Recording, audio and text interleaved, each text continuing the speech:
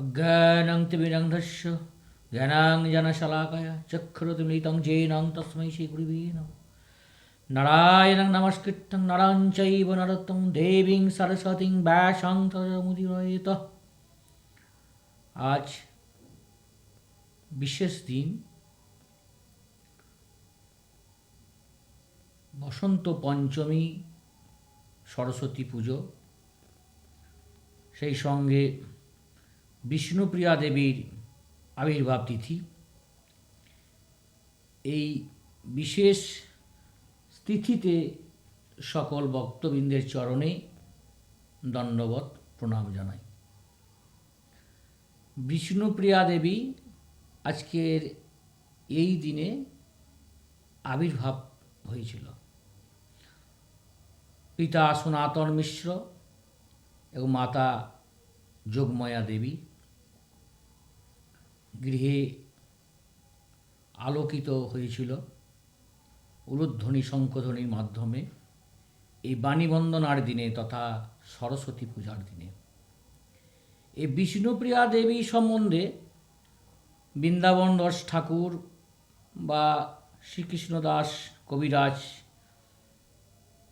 খুব একটা শাস্ত্রে কিন্তু লেখেননি। সেই সাথে আজকেও সরস্বতী দেবীর পূজা, মা সরস্বতী। সরস্বতী বৈদিক দেবী, বেদে পাওয়া যায় তিনটে নামে: সরস্বতী, ভারতী এবং ইলা।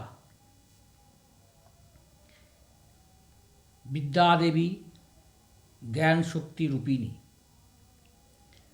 এই মা সরস্বতী শ্রীকৃষ্ণের জিহ্বা থেকে উৎপত্তি হয়েছিল। তাই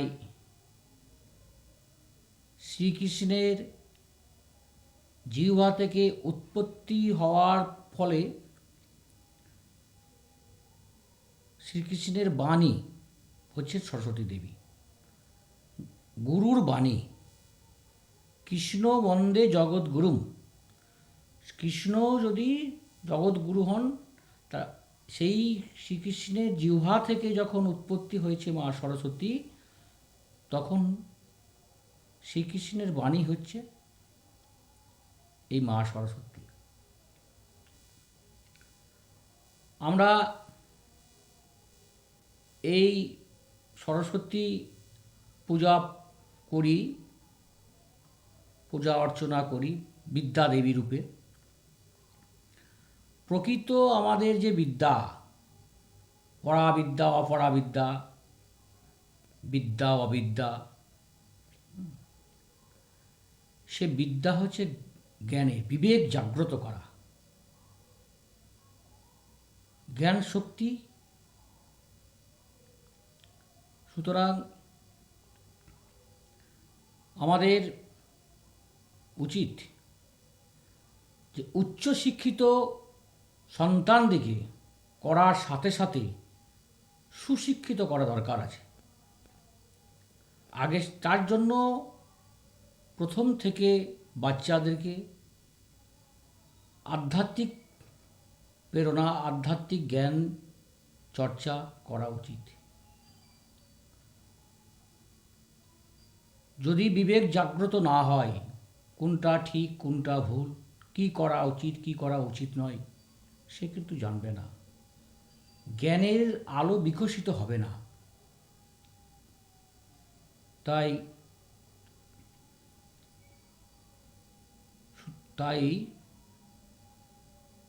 সেই মাতৃদেবী সরস্বতী মাতাকে বন্দনা সেইভাবেই করতে হবে, পুজো সেইভাবেই করতে হবে, যেন প্রত্যেকের চেতনা যেন জাগ্রত হয়। এখানে আমরা সরস্বতী যে আমরা পুষ্পাঞ্জলি মন্ত্র বলি, ওং জয় জগদেবী চরাচর সারে কুজযুগ শোভিত মুক্তাহারে বীণারঞ্জিত পুস্তক হস্তে ভগবতী ভারতী দেবী নমস্তুতে। নম ভদ্রকাল্য নম নিত্যং সরস্বত্যই নমো নম। বেদাঙ্গ বেদান্ত বিদ্যাস্থানে চ এষ সচন্দন পুষ্পবিল্ল পত্রাঞ্জলি সরস্বত্যই নম। তো এখানে দেখা যাচ্ছে যে সরস্বতী দেবী জ্ঞান, বিদ্যা, সঙ্গীত ও বাকশক্তির অধিষ্ঠাত্রী।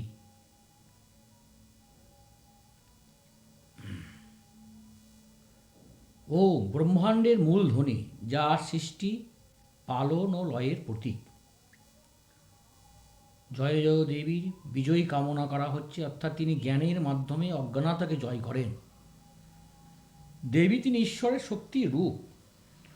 চরাচর সারে, চরাচর অর্থ স্থাবর ও জগৎ, সারে মানে সার তত্ত্ব বা মূল শক্তি। দেবী সরস্বতী জগতের সমস্ত সচল ও স্থির সত্তার মধ্যে বিরাজমান।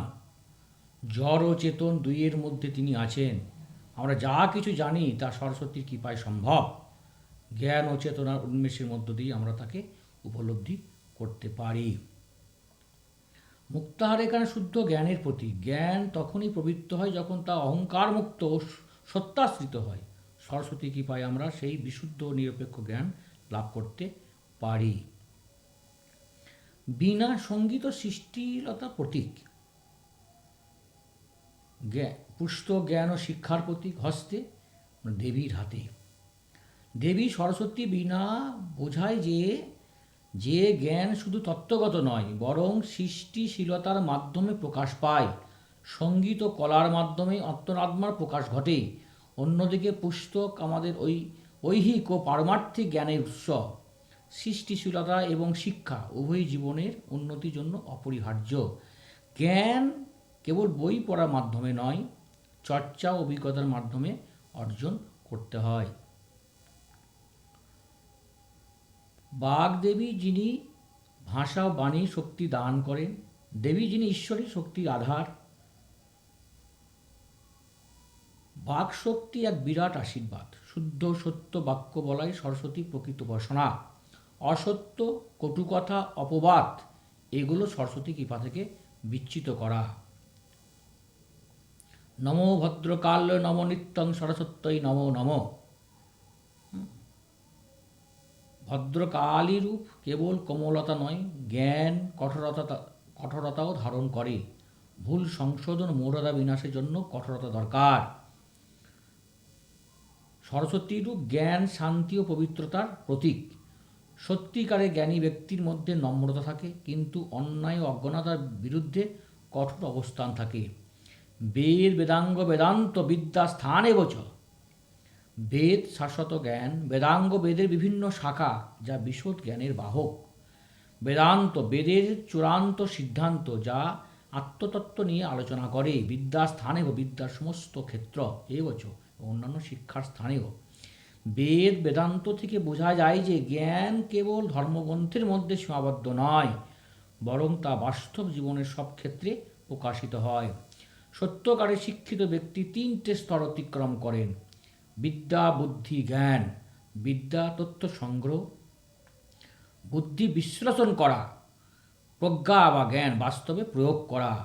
এষ সচন্দন পুষ্পবিল্ল পত্রাঞ্জলি সরস্বত্যই নম। সচন্দন চন্দন সহযোগে পুষ্পবিল্ল পত্রাঞ্জলি, ফুল ও বেলপাতার অঞ্জলি নিবেদন করছি।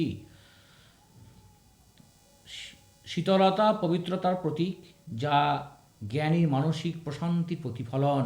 চন্দন ফুল হচ্ছে কোমলতা ও সৌন্দর্যের প্রতীক, যা জ্ঞান অর্জনে আনন্দ নির্দেশ করে।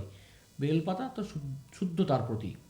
যখন আমরা সরস্বতী দেবীকে পূজা করি, তখন আমাদের মনে রাখতে হবে যে প্রকৃত পূজা বাহ্যিক নয় এবং অন্তরের শুদ্ধতা, জ্ঞানার্জনের আকাঙ্ক্ষার মধ্য দিয়ে হতে হবে।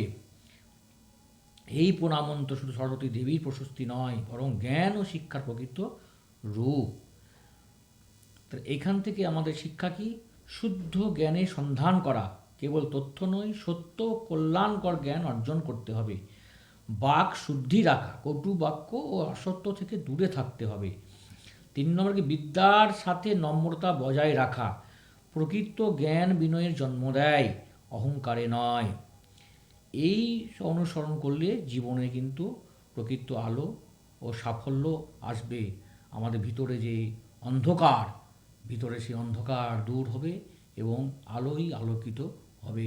প্রকৃত জ্ঞান আমরা অবশ্যই অবশ্যই জানতে পারবো। জয় নিতাই, জয় গৌর, জয় জয় শ্রী রাধেশ্যাম। হরে কৃষ্ণ কৃষ্ণ